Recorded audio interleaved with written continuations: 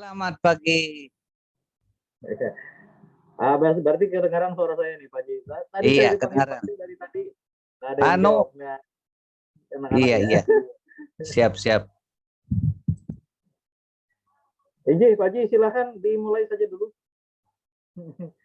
Oke, Kita sebentar. karena kita Anu, kita ini kapan kita ini menjadwalkan ulangan PTS ini? Kalau Pian sudah lah belum? Ulun ini ulangan harian sudah apa rata-rata? Cuman PTS-nya itu apakah langsung jadi itu aja atau kayak Pak?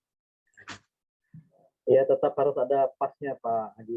Nanti akan terjadwal oleh kurikulum kira-kira seperti itu, Pak Haji. Oke. Nanti kita akan ngikut dari kurikulum saja. Setelah dikeluarkan jadwalnya, tetap nanti karena itu merupakan kewajiban untuk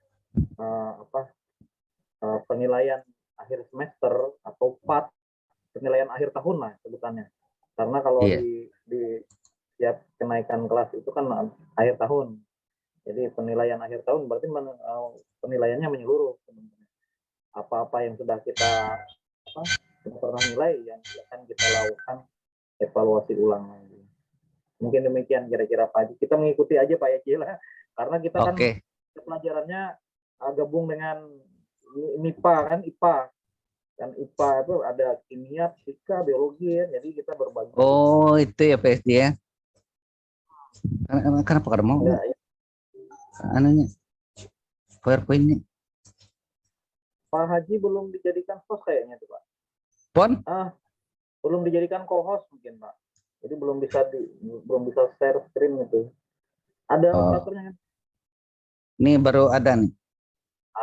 Kemarin Pian sampai di mana sudah PSD? Saya ngikut Pak Haji aja jadi apa? Oh, Pian pernah anu ya. Elektrolit dan redox sebenarnya. Cuman ya kita nyambung aja sebenarnya karena memang tata nama senyawa. Saya sudah duluan sebenarnya tata nama senyawa. Tapi kalau kita ngikut aja, kita ulang aja. Nanti saya mau penekanan aja dengan Pak Haji. Siap. Silakan aja dulu. Oke. Saya ikut aja gitu. Dan nanti juga kan saya ada juga grup belajar di WA. Jadi kalau mereka mau bertanya, saya membuka kesempatan. Anggaplah itu privat. Jadi privat hanya banyak yang tidak memanfaatkan situasi yang sangat bagus itu untuk bertanya tentang kimia. Apalagi di Google Classroom kita, GTR kita kan tetap aktif sebenarnya. Jadi tidak ada alasan sebenarnya untuk tidak terkoneksi dengan guru yang mengajar kimia. Kira-kira begitu ya Pak Haji ya. Siap. Pautri. Screen-nya kada mau Pautri. Itu ya. Silakan saja untuk host di cybernya. Iya, Paut. Ulun itu. Saya kira itu dulu Pak Haji. Jadi, oke, terima kasih Pak Esti. Salam sehat, hati gembira. Salam sehat, hati gembira.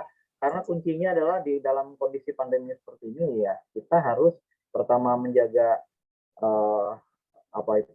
menjaga kondisi kesehatan kita. Juga kita harus hati harus gembira gitu. Kalau enggak ya tetap imun tubuh kita turun. Siap. Oke. Terima kasih. Oke. Assalamualaikum warahmatullahi wabarakatuh. Anak-anakku sekalian, selamat pagi, salam sejahtera ya. Salam sejahtera Pak Esti. Teman sejawat ini, guru profesional ini Pak Esti ini. Halo, anak-anakku sekalian. Mana suaranya ini mana? Halo. Halo Pak. Iya, iya. Iya, oke.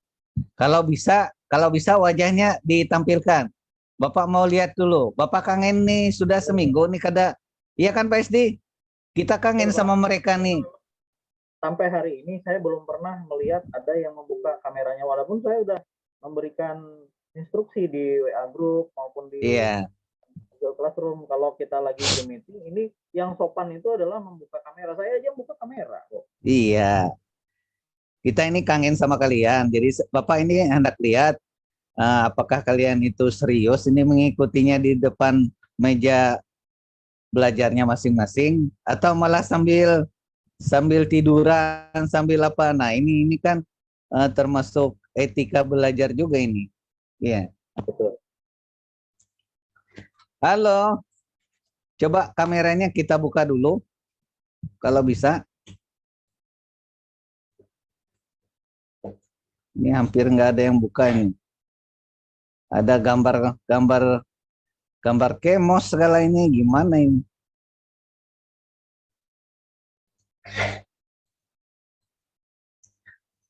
Oke, untuk anak-anakku sekalian, sebelum kita memulai pelajaran pada pagi hari ini, marilah kita bersama-sama berdoa menurut agama dan kepercayaan kita masing-masing.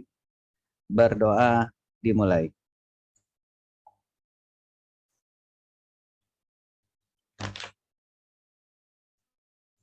Berdoa selesai. Untuk anak-anakku sekalian, baik dari 10, 1, 2, 3, 4, 5, dan 6,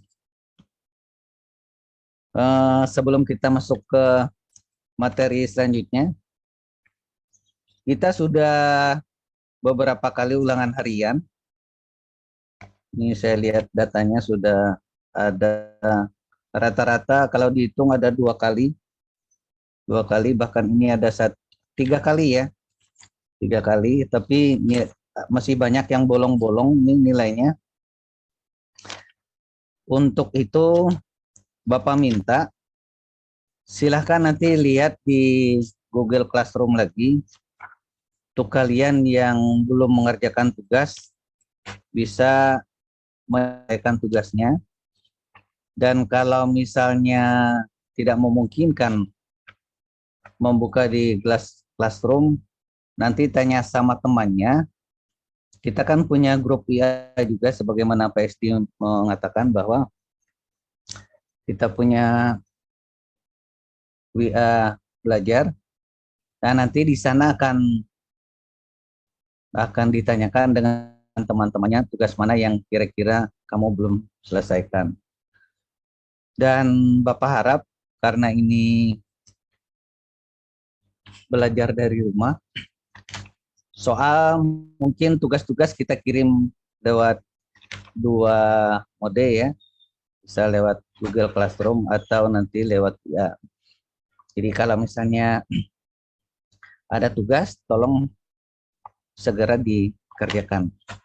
Dan untuk UTS nanti, sebagaimana yang disampaikan oleh PSD, apakah nanti kita jadi satu tim nanti dengan teman-teman yang fisika biologi, atau nanti kita ulangan harian ini dianggap sebagai ulangan UTS. Nanti kita komunikasikan lagi selanjutnya. Baiklah anakku sekalian, kalau kemarin kita membuat penamaan dari senyawa biner ya, senyawa biner. Senyawa biner ini kita kelompokkan menjadi 2, yaitu senyawa kovalen biner yang berasal dari logam dengan non-logam, dan senyawa biner yang berasal dari senyawa biner yang berasal dari non-logam dengan non-logam. Nah, selanjutnya untuk penamaannya mungkin sudah kita jelaskan juga kemarin. Selanjutnya juga ada penamaan senyawa ion. Senyawa ion ya. Kationnya berasal dari, biasanya ini senyawa ion ini juga dari logam, rata-rata dari logam ya. Dan anionnya bisa dari non-logam. Kemudian ada senyawa poliatom. Senyawa poliatom, poli itu banyak, atom itu ya unsur atau atomnya sendiri. Jadi poliatom itu adalah penamaan senyawa yang berdasarkan rumusan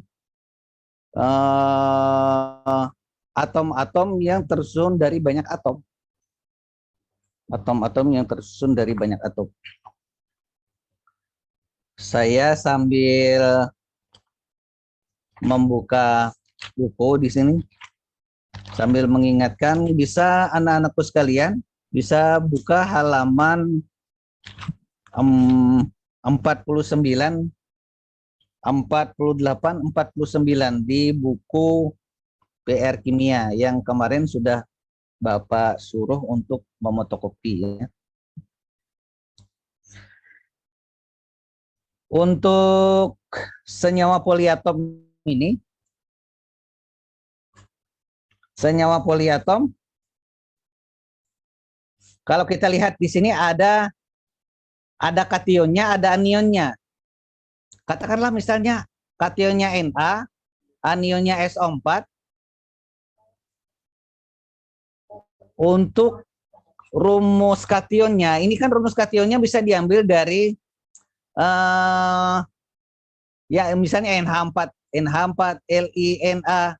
Nah, kemudian yang anionnya ini tadi ada SO3 atau SO4 ini ya. Kalau ini kita lihat di contoh yang NaSO4 ini berarti dia kationnya Na, anionnya adalah SO4. Nah, untuk penamaannya itu kan apabila ada anion berbeda memiliki atom penyusun yang sama, anion yang jumlah oksigen dengan lebih sedikit diberi akhiran "it", anionnya dengan jumlah yang lebih banyak diberi akhiran "at". Katakanlah misalnya NaSO4 itu dengan NaSO3, natrium sulfat, nanti kalau dia SO3-nya natrium sulfit. Jadi yang lebih banyak itu diberi akhiran "at", yang lebih sedikit diberi akhiran "it", gitu ya. Kemudian untuk ini natrium, ini anionnya, ini sulfit, yang ini sulfat, yang ini sulfit, SO3, ini sulfat. Nanti kalau dia bergabung dengan Na2SO4, natrium sulfat. Nanti kalau dia bergabung dengan Na2SO3, natrium sulfit. Kemudian untuk CN dan OH. CN dan OH. Ini biasanya di aturannya itu khusus untuk CN dan OH diberi akhiran ida saja. Diberi akhiran ida saja. Hidroksida, sianida. Nanti kalau dia bergabung dengan natrium sianida, kalau dia dengan CN, kalau dia dengan OH, natrium hidroksida. Ya.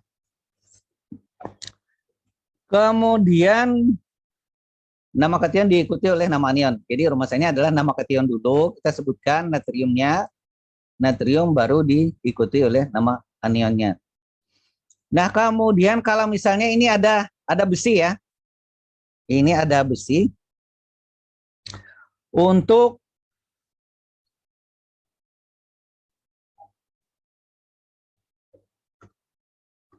Untuk anion yang mempunyai bilangan oksidasi lebih dari 1, untuk kation yang mempunyai bilangan oksidasi lebih dari 1, maka namanya diikuti dengan nama senyawa berikutnya, tetapi di lognya itu akan menandakan muatannya yang kita tulis misalnya besi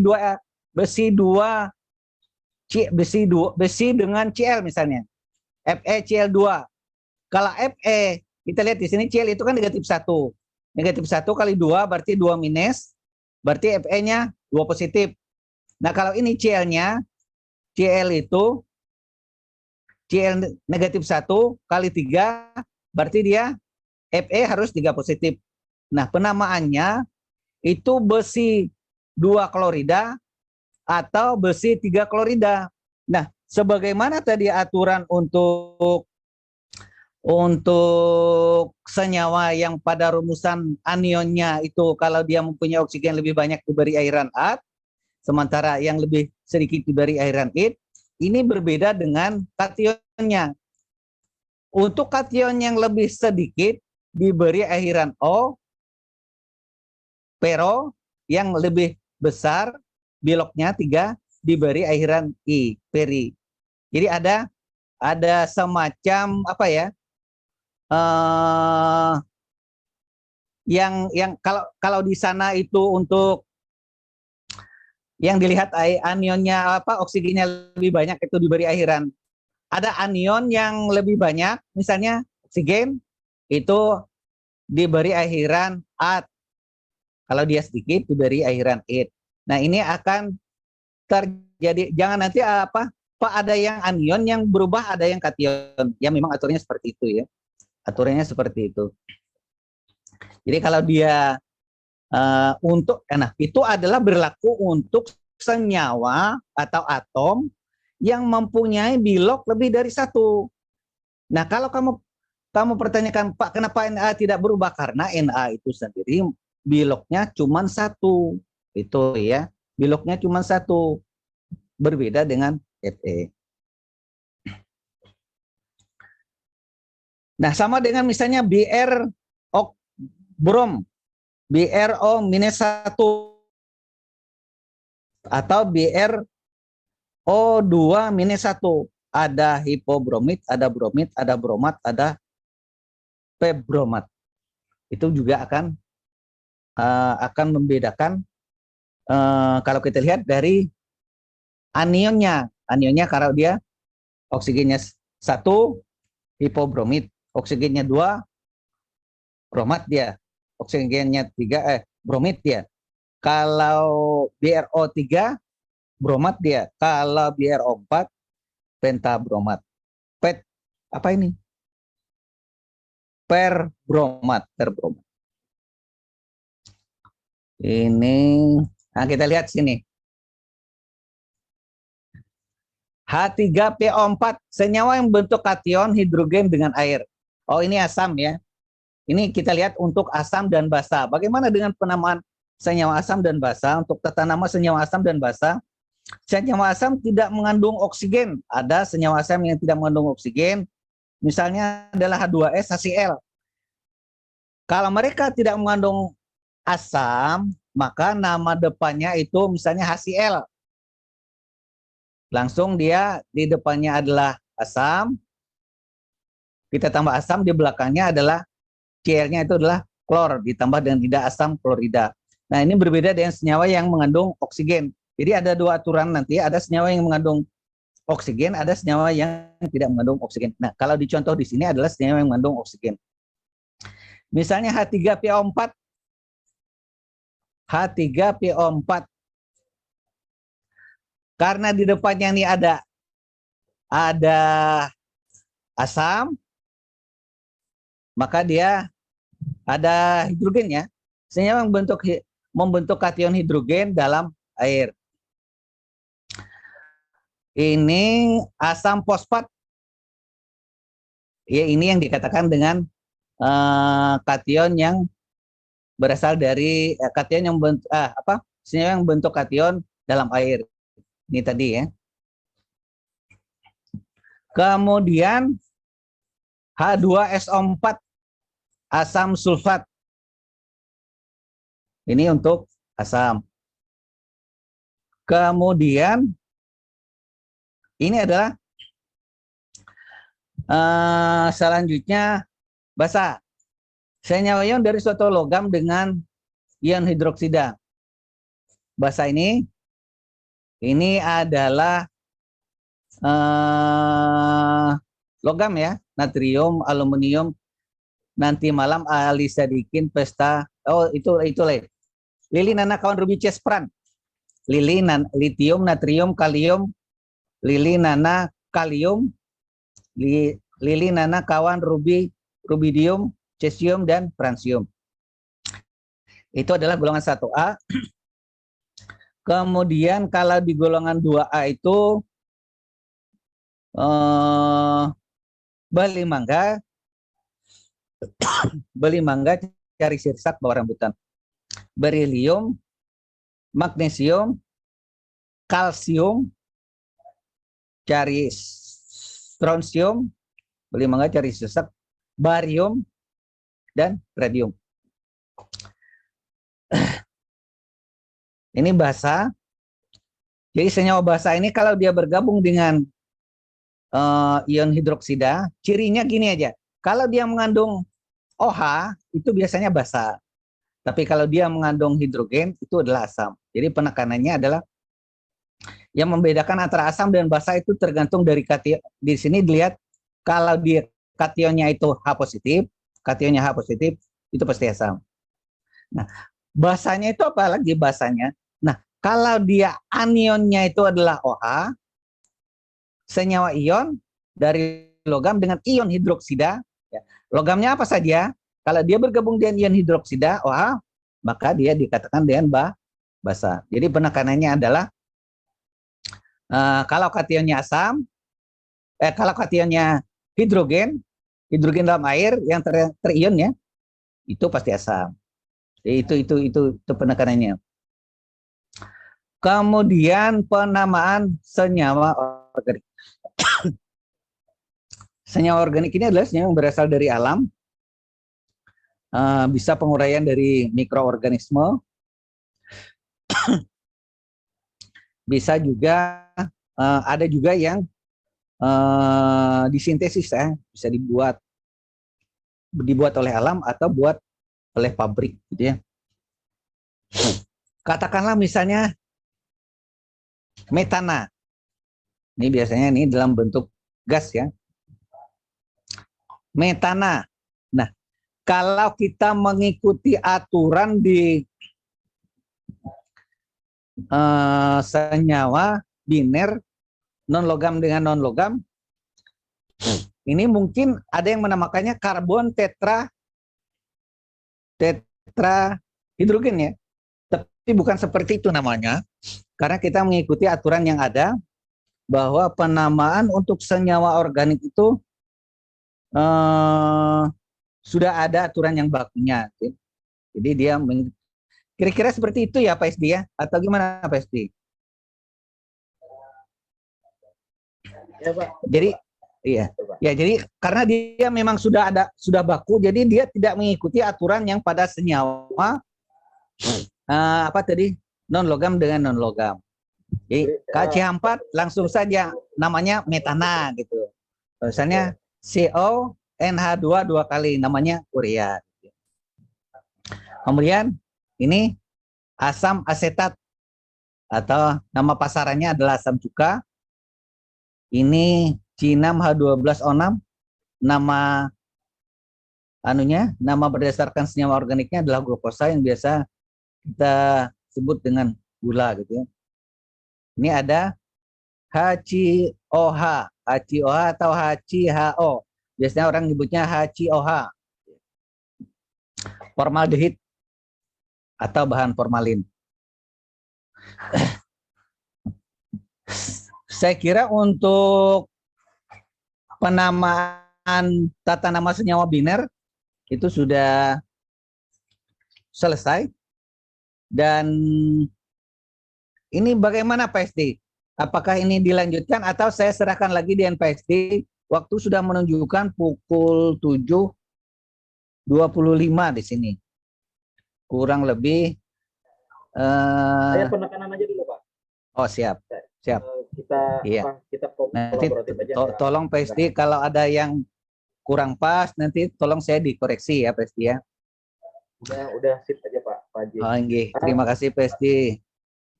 Memang kemudian untuk penamaan tata nama senyawa organik itu dia memang sudah ada aturan khususnya. Jadi kita tidak pakai aturan yang ini, aturan apa yang memang IUPAC juga yang mengaturnya. Cuman dia ada aturan khusus seperti yang disampaikan oleh Pak Haji tadi. Kalau misalnya urea, asam asetat, glukosa itu dia memang punya nama khusus. Jadi nomenklaturnya beda gitu dengan apa yang kita. Walaupun secara hierarki kita bisa menamakan seperti yang disampaikan Pak Haji tadi, karbon, tetra, hidrogen misalnya gitu. Tapi ya karena itu tadi agak aneh terasa didengar di telinga dan dibaca, makanya ada nomenklatur khusus untuk untuk organik nomenklatur. Yang berbeda dengan binary nomenklatur. Nah, saya kira itu aja Pak Haji. Ya, Terima kasih. terima kasih. Terima kasih Pak. Kemudian ketika kita sudah mengenal senyawa ya, sudah mengenal senyawa tadi, maka senyawa atau molekul, maka gabungan dari molekul-molekul itu nanti akan membentuk senyawa. Katakanlah misalnya kita mau membuat roti misalnya, maka kita perlu bahannya misalnya gula, perlu tepung, perlu telur dan sebagainya. Itu adalah produknya. Apa? Bahan bakunya dulu ya, reaktannya. Nanti produknya nanti jadi roti. Nah, sama dengan ini persamaan reaksi. Bagaimana orang mengemasnya, mulai dari produknya, itu sehingga jadi bahan jadinya nanti. Mungkin seperti itu ya, orang membuat roti misalnya. Nah, kalau dalam persamaan reaksi itu adalah bagaimana kita mereaksikan suatu zat, sehingga hasil zatnya itu, senyawa yang dihasilkan itu sesuai dengan apa yang kita inginkan. Nah, di dalam kimia itu tentu bukan orang membuat misalnya hidrogen langsung ada aturannya, berapa komposisinya dan sebagainya. Nanti ada yang namanya ion, ada berapa gram dan sebagainya. Itu nanti kita bahas di stokiometrinya, ada perhitungan-perhitungannya. Tapi kita melihat secara umum dulu bahwa persamaan reaksi itu adalah inilah gambaran persamaan reaksinya. Gambarannya seperti apa? Kita lihat. Katakanlah misalnya hidrogen ditambah dengan oksigen menjadi, jadi ini hidrogen H2 ditambah dengan O2 menjadi H2O. Kita abaikan dulu tanda merah ada 2. Ini nanti tanda merah ini menyatakan jumlah molekul hidrogennya. Ini ada koefisiennya 2. Berarti ada 2 molekul hidrogen ditambah dengan 1 molekul oksigen menjadi 2 molekul H2O. Nah, ini ada yang memisahkan tanda ini tanda reaksinya. Tanda panah ini menyatakan prosesnya ini. Disinilah terjadi proses menghasilkan produk. Nah, kalau kita lihat di sini, angka 2 itu adalah koefisien. Namanya koefisien. Kalau saya pernah saya katakan bahwa angka di depan ini adalah milik bersama. Katakanlah misalnya ini milik bersama, sedangkan angka di belakang itu adalah milik sendiri. Angka di depan ini adalah milik bersama. Milik bersama siapa? Milik bersama dari hidrogen. Ada 2 molekul, ada 1 molekul hidrogen itu kan H2 saja. Maka ketika dia menjadi 2H2, maka ada 2 molekul hidrogen masing-masing satu-satu dia. Ditambah dengan 1 molekul oksigen. 1 molekul oksigen ini tidak ada tandanya, biasanya ini 1. Nah, ini yang lebih jelasnya kita lihat. Ini ada angka 2 milik bersama dari H dengan O. Berarti jumlah H itu adalah 2 kali 2 ditambah dengan 2 kali 1 O. Di belakangnya sini pasti ada 1, indeksnya namanya. Nah, dalam hal ini ya, kita lihat kalau di sini 2 jumlah atom sebelum dan sesudah reaksi itu harus sama dalam kita membuat persamaan reaksi. Ya.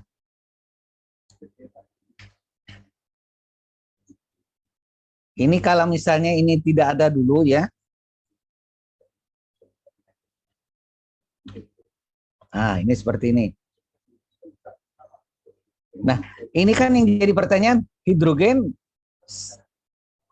ditambah dengan oksigen jadi air. Nah, ini ya misalnya. Nah, H2 oksigennya di sini 1. Nah, ketika ini apa?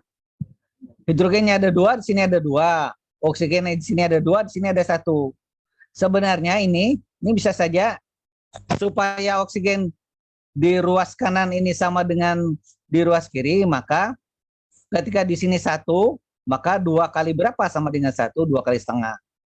Supaya tidak ada angka setengah, maka ditimbulkan angka 2-nya. Ya. 2 kali 2, 4. Sini 2 kali 2, 4. Sini 1 kali 2, 2 kali 1. Jadi ya. Kemudian di sini ada dalam kurung bertulis huruf miring. Ini wujud gasnya nih. Ada L, liquid, ada gas, ya gas. Ada G itu gas, kemudian G itu gas dalam buncit gas ya. Kemudian L itu liquid, cair gitu ya. Nanti ada S, solid, padat. Ada aki itu aqua, itu dalam bentuk larutan ya.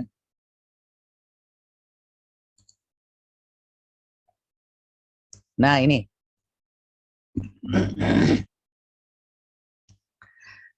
Ini tadi yang menandakan wujud gas tadi. Nih, gas yang G tadi. Solidnya padat. Kemudian aki, aquos. Ada liquid atau cair. Ini adalah wujud gas. Kalau boleh saya tanya, kalau misalnya wujud gas itu kan ada semacam segitiga ya. Ada wujud gas. Katakanlah air ya. Ketika air dari cair ke padat, namanya apa? Ya, membeku. Jadi cair itu liquid, ketika dia berubah wujud ke padat, namanya membeku. Nah, ketika padat ke cair, kebalikannya namanya mencair. Nah, dari cair ke gas, namanya menguap. Dari cair ke gas, namanya menguap. Misalnya kita merebus air, uap gasnya, gas uap air. Atau dari gas ke padat, namanya apa? Menyublim. Ya, dari padat ke gas namanya apa? Dari padat ke gas ini biasanya ada beberapa tahap ya, meleleh, mencair, dan menguap. Biasanya gitu ya. Ada juga yang langsung menguap langsung bisa juga. Ada juga yang perlu proses dia mencair dulu gitu.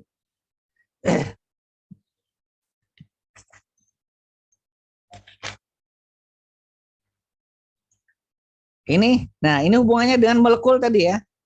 Nah ini tadi Bapak katakan tadi ada molekul 2H2. Ini H2, ini H2. Yang ini juga H2. Menandakan bahwa dia dua molekul. Ini satu molekul, ini satu molekul. Ini satu molekul H2, HH, ini juga HH. Ini OO, satu molekul. H2O, ini H, ini O. H2O. Jadi ada dua, namanya dua molekul.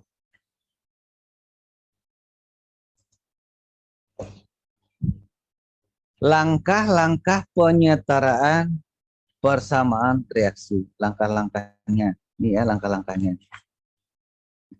Langkah-langkahnya bisa kita lihat. Pertama, tetapkan koefisien salah satu zat yang rumus kimianya paling kompleks sama dengan 1. Kemudian setarakan terlebih dahulu unsur yang terkait langsung dengan zat yang kita beri koefisien 1. Jumlah atom di kiri sama dengan atom di kanan, nanti bisa dihitung. Kemudian langkah terakhir adalah setarakan jumlah unsur lain, unsur oksigen disetarakan paling terakhir. Misalnya kita lihat ini. CH4. CH4. Nah, tadi yang dikatakan langkah yang pertama adalah kita buat tetapkan koefisien salah satu zat yang rumus kimianya paling kompleks. Nah, kenapa ini paling kompleks? Di sini ada CH4. Ada oksigen, ada CO2, ada H2O. Kalau ini kan ibaratnya tidak begitu kompleks ya. CO2, H2O, oksigen, CH4. Nah, ini kalau kita lihat di sini sebenarnya bisa aja salah satunya kita tetapkan sebagai penentunya, tetapi kita pilih kira-kira yang mana nih yang paling kompleks. Di sini kan hanya 4, di sini hanya 2. Sini O-nya 2, sini O2, 2. C-nya 1, C-nya 1. Kira-kira yang ini dulu kita ya. Kita lihat. Tetapkan koefisien salah satu zat yang rumus kimianya paling kompleks dengan 1. Nah, langkah yang pertama kita tulis 1. Ini 1. Maka yang lain kita sesuaikan A, B, C. A, B, C. Penyetaraan di ruas kiri. Halo? Atom C. Atom C ini C, jumlah atom C sama dengan 1. 1 kali 1, 1. Di sebelah kanannya B kali 1. Atau B ini ya. Karena dia milik bersama ini. Berarti C-nya B. Nih. 1 sama dengan B. Sini 1. Sini B. Berarti 1 sama dengan B. Kemudian kita lihat atom H. Atom H itu jumlahnya 4. 1 kali 4. 1 kali 4. Karena depan ini milik bersama. 1 kali 4 sama dengan 4. Yang mengandung H ada di H2O. Sama dengan C kali 2. C kali 2 sama dengan 2C. Berarti atom H sama dengan 4 sama dengan 2C. Sehingga C-nya bisa kita cari 4/2 sama dengan 2. Berarti C sama dengan 4/2. Kemudian atom O. Atom O di sini A kali 2. A kali 2 sama dengan 2A. A kali 2, 2A. Di sebelah kanan ada 2. B kali 2, 2B ditambah dengan C. Karena C ini milik bersama. C kali 1 di sini. C kali 1 sama dengan C.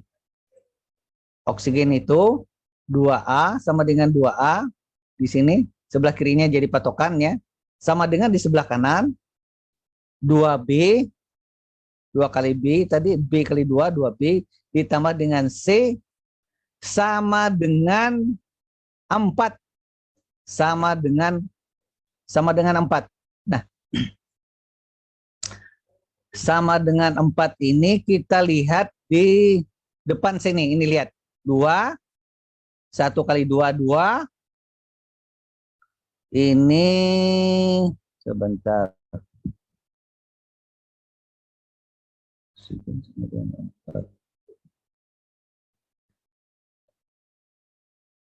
Kok jadi 4 ini? 2A sama dengan ya.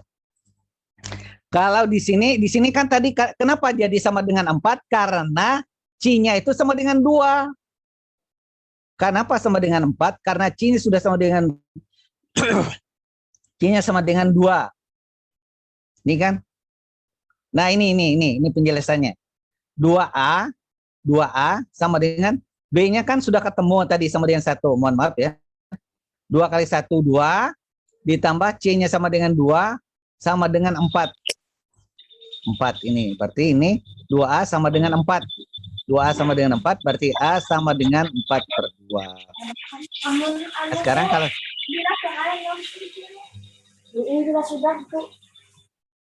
sekarang kita kembalikan.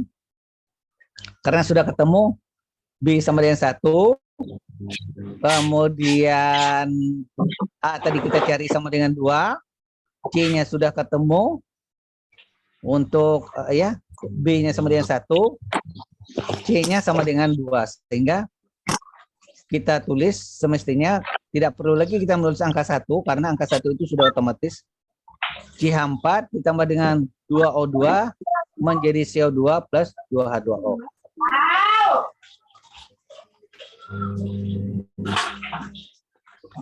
Sampai di sini ada pertanyaan dulu anak-anakku? Sampai di sini ada pertanyaan? Ya, ada pertanyaan loh. Iya. Termasuk materi yang agak perlu penjelasan yang tidak hanya singkat ya Pak Haji ya. Harusnya Iya. Memang apa yang telah disampaikan Pak Haji itu betul-betul sangat dasar sekali. Iya. Kalau misalnya nggak kita pahami dengan memang kalau kita nggak suka sih memang agak sulit ya. Jadi kalau saya Pak Haji, iya, explore gitu bagaimana walaupun yang sudah dirujuk oleh Pak Haji yang seperti ini teknisnya. Tapi kita explore. Nah, iya. Explore the balancing equation itu bisa kita diskusikan gitu di grup. Betul, iya. Ini yang nggak ada pertanyaan ya akan menjadi kesulitan buat kita ya. Betul. Jadi, untuk how to solve the equation balancing itu kita bisa explore, sekali lagi kita bisa explore. Jadi nggak mesti satu cara aja gitu. Betul sekali. Seperti ini, boleh kok dibuat macam-macam karena memang kimia ini kan ilmu terapan. Jadi kita bisa bergerak dari mana aja gitu. Yang penting nomenklaturnya tetap kita ikutin. Nah, gitu ya kira-kira Pak Haji ya. Nggak ada yang nanya nih Pak Haji. Kenapa itu ABC dari mana gitu, nggak ada yang nanya. Aneh. Iya, betul. Jadi ini seharusnya yang menjadi kalau kita belajar ini sebenarnya apa istilahnya? Yang penting ada pertanyaan sebenarnya. Betul. Jadi kalau sekali. Ada pertanyaan, justru itulah yang akan menjawab kepentingan. Jadi kalau kita sebagai tenaga pendidik, pengajar, kita akan berikan terus. Kalau nggak ada pertanyaan, ya terus berjalan kayak roda itu berputar terus. Tapi kalau ada sedikit kendala, ya kita akan melakukan review, gitu ya Pak Haji ya.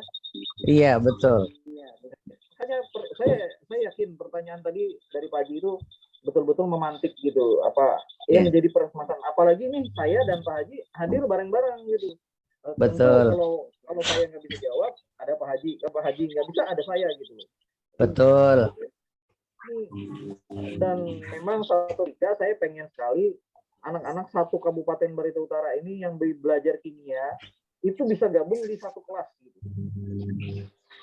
Kelas besar. Jadi kita betul-betul ingin memberikan edukasi untuk mencintai kimia. Kimia bukan pelajaran yang sulit untuk kita pahami. Hanya kalau kita tidak mencintai, kalau kita tidak suka, nah itu akan menjadi kesulitan buat kita. Nah, memunculkan kesukaan itulah problem utamanya. Makanya akan ada pelajaran seperti ini. Gitu. Oh enggak Pak Haji, silakan, saya hanya ini aja. Kalau nggak ada yang nanya, ya sulit memang. Iya. Kita terus aja ya Pak Haji. Iya, betul. Saya maunya gini, jadi anak-anakku sekalian, tolong nanti ya kalian kan punya HP. Nah nanti tolong browsing aja contoh-contoh penyelesaian persamaan reaksi. Nanti silakan nanti dibuka di Google, lihat nanti banyak sekali contoh-contoh soal tentang pembahasan yang merujuk kepada persamaan reaksi. Karena bagaimanapun muaranya itu adalah ini sebenarnya, hilirnya itu adalah hulunya ini adalah apa ya? Persamaan reaksi ini harus bisa dulu. Jadi bagaimana dia bisa larut ke hasil nanti hilirnya, bisa mendapatkan produknya seperti apa, hitungannya seperti apa, kalau kalian tidak menguasai dari persamaan reaksi ini. Ya. Nanti kalau misalnya kita masuk ke hukum dasar kimia, nah ini akan lebih sulit lagi kita menjelaskan hukum-hukum dasar kimia ini kalau persamaan reaksi ini belum mantap. Mungkin dari saya PSD, saya belum ingin dulu ke hukum dasar kimia. Saya ingin PSD mereview kembali apa yang saya jelaskan, memberikan penekanan-penekanan. PSD mungkin kita minggu depan aja kita masuk ke hukum dasar kimia ini. Kalau menurut saya loh PSD ya, karena saya ingin PSD memberikan penekanan khususnya untuk persamaan reaksi PSD. Mungkin dari saya cukup sekian dulu PSD. Mohon maaf atas segala kekurangannya, kurang lebih ada 12 menit lagi PSD. Kurang lebih 12 menit lah. Silahkan PSD dilanjutkan penekanan-penekanannya. Terima kasih PSD. Ya, anak-anakku sekalian, terima kasih. Keluar ya kok. Betul apa yang disampaikan Pak Haji Astiranto tadi, bahwa persamaan reaksi ini menjadi dasar dari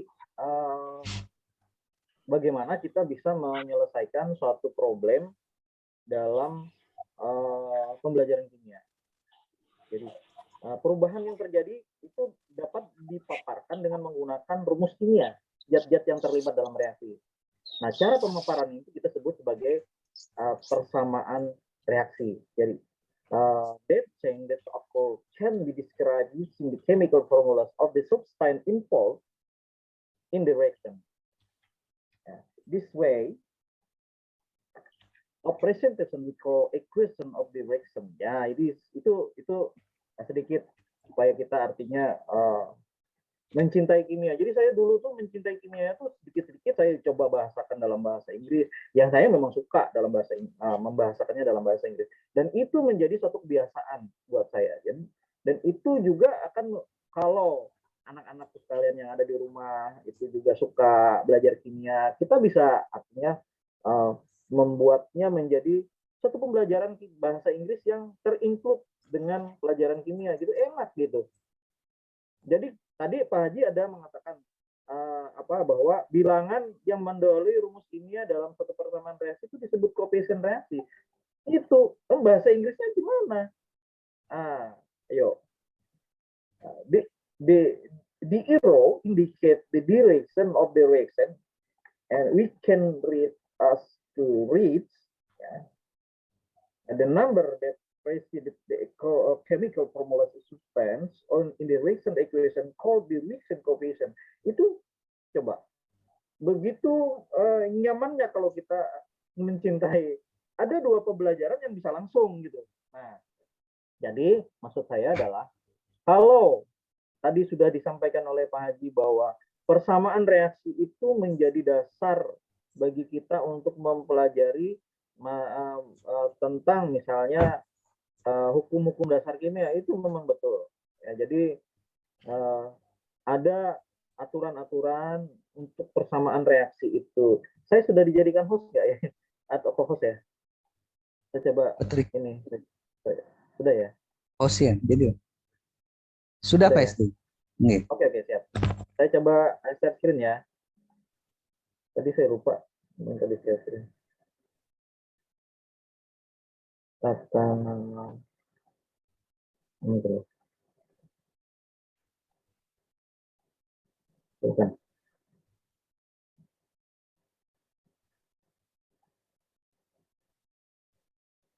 Nah, ini kelihatan ya?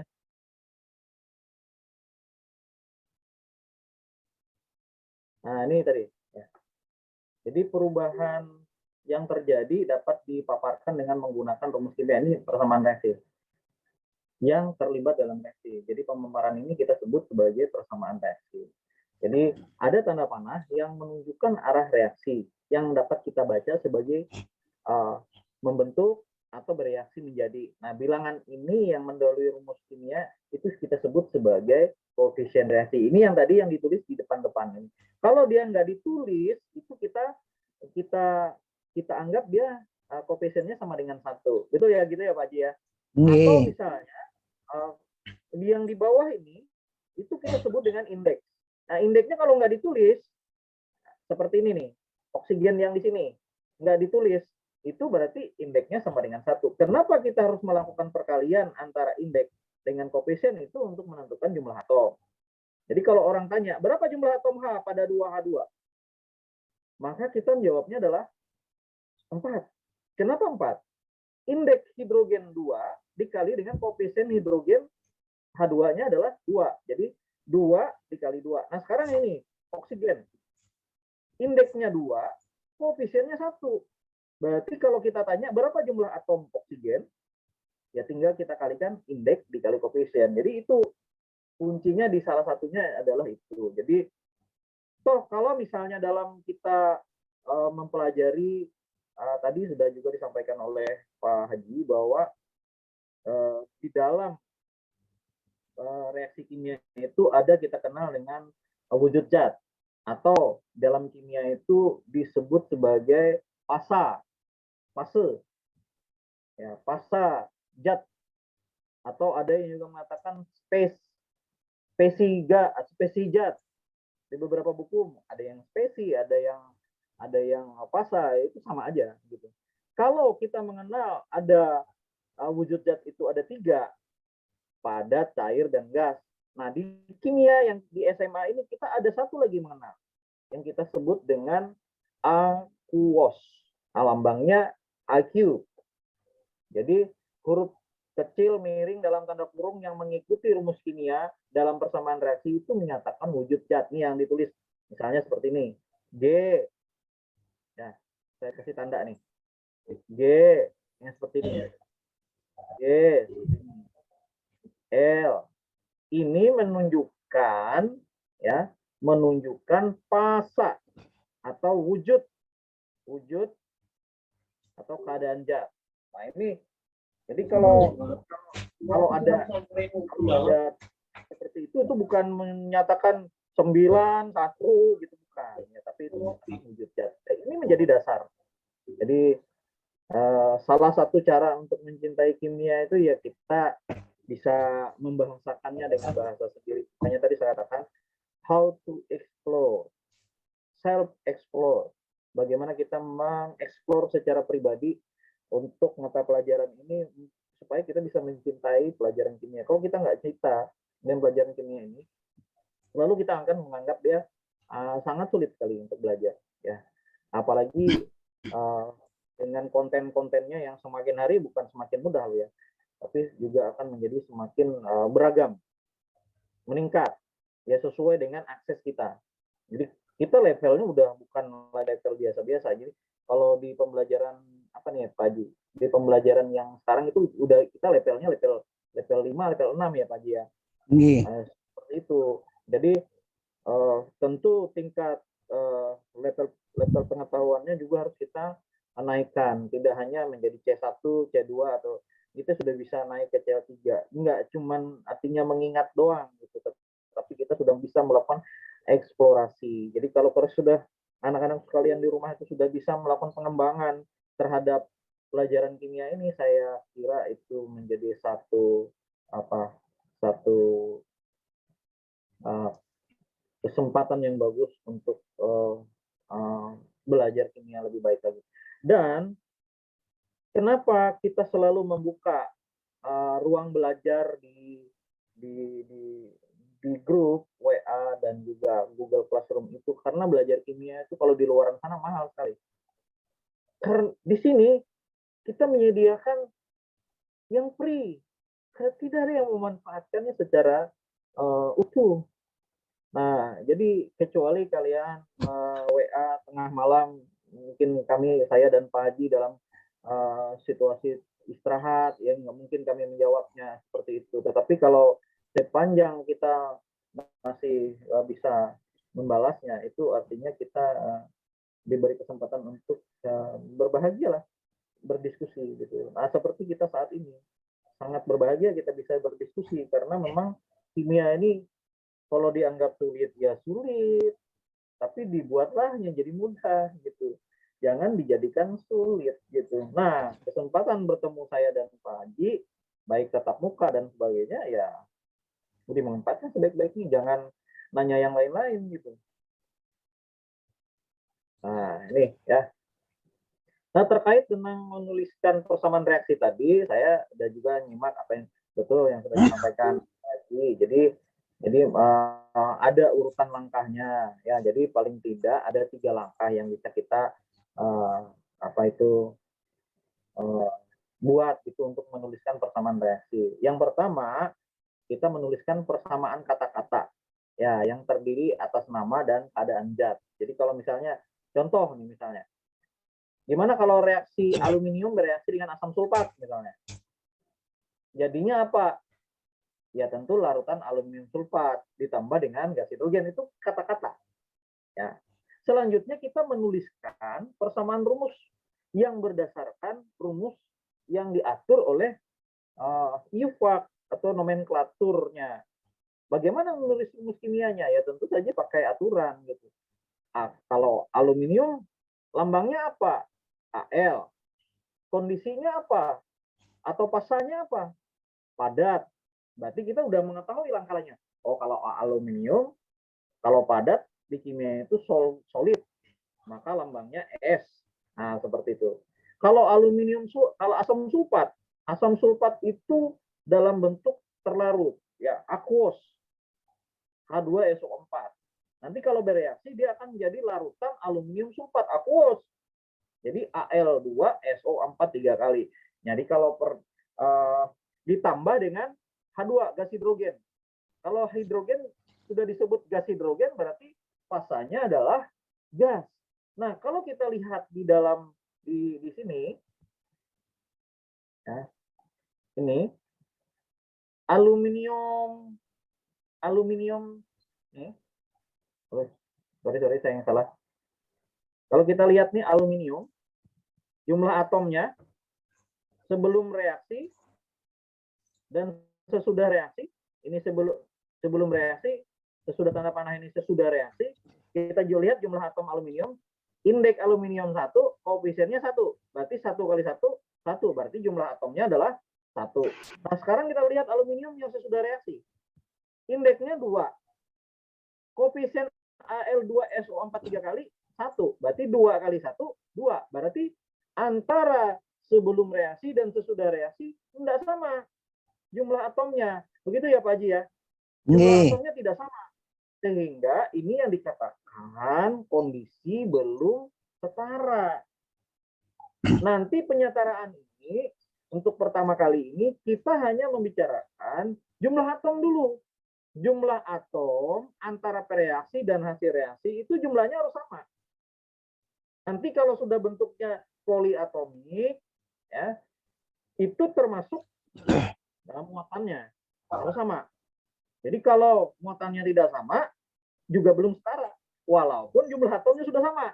Nah, ini nanti pada saat kita membahas misalnya reaksi redoks, misalnya, itu tidak hanya jumlah atom yang sama, tapi muatannya juga seperti itu. Nah, sementara saya dan Pak Haji masih memberikan kondisi dasar di mana yang dikatakan dengan belum setara itu apabila jumlah atom ya, itu masih belum sama. Saya beri contoh sekali lagi. Aluminium, indeksnya tidak ditulis, berarti 1. Koefisien aluminium 1, berarti 1 kali 1, 1. 1 kali 1 ini indeks aluminium 1, koefisien aluminium 1. Berarti jumlah atom aluminium yang sebelum tanda panah ada 1. Aluminium sesudah tanda panah atau pada produk atau hasil reaksi, indeks aluminiumnya 2, koefisien Al2SO4 3 kali. Nah, ini disebutkan kalau koefisien. Koefisien itu menyatakan jumlah senyawa yang ada di dalam semuanya, bukan cuma aluminium doang gitu. Jadi kalau aluminium, indeks aluminium, indeks berarti hanya milik dari unsur yang ada di depannya. Nah, kalau saya tanya indeks S, nah S di sini, ini kan ada di dalam kurung. Nah, indeks ini ada berarti indeks ganda. Di sini indeks, di sini juga indeks. Berarti kita harus melakukan perkalian begitu. Indeks S ini 1 di dalam kurung dikali lagi dengan indeks yang di luar kurung. 1 kali 3, 3 baru dikali dengan koefisien Al2SO4 1 di sini. Maka jumlah atom S itu adalah 3. Ya, bukan kita langsung mengalihkan 3 kali 1 kali S gitu. Kali indeks S. Enggak. Atau 3 dikali koefisien Al2SO4